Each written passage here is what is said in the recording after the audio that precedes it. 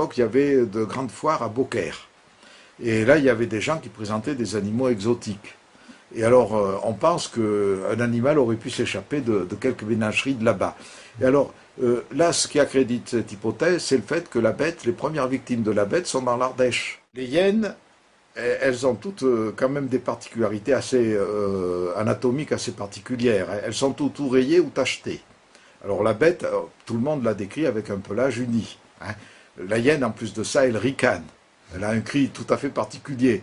Imaginez-vous à l'époque de la bête entendre ricaner dans la montagne.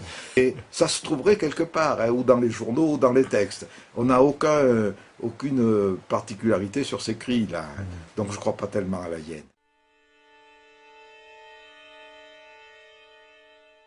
Ici, on avait des bergers qui venaient du sud de la France et qui montaient en estive.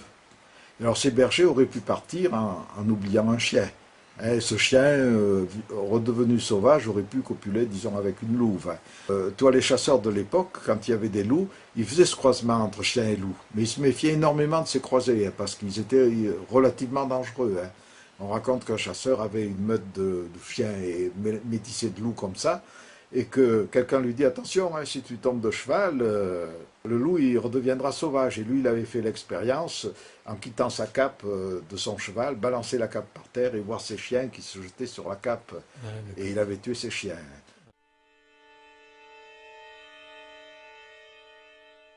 Moi, je sais pertinemment qu'Antoine Chastel a été inventé par Abel Chevalet dans un roman avant 1935 ou 1936. On n'a rien sur Antoine Chastel, mais il a existé. On le retrouve dans la généalogie. Mais l'accusé d'avoir été prisonnier des barbaresques, revenir au pays, etc., il y a un auteur historien qui a fait l'arbre généalogique des Chastel. Antoine Chastel a seulement 18 ans à l'époque de la bête. C'est un peu jeune pour avoir couru toutes ces aventures et être de retour au pays.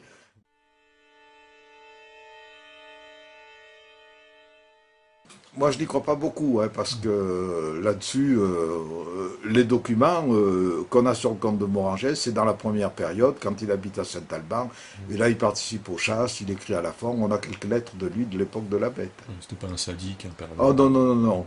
On n'a rien qui prouve qu'il est sadique ou pervers.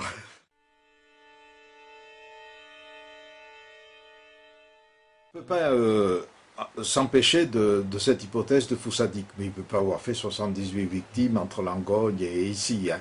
Mais qu'un homme ait profité de la situation pendant cette période-là, c'est pas impossible. Hein.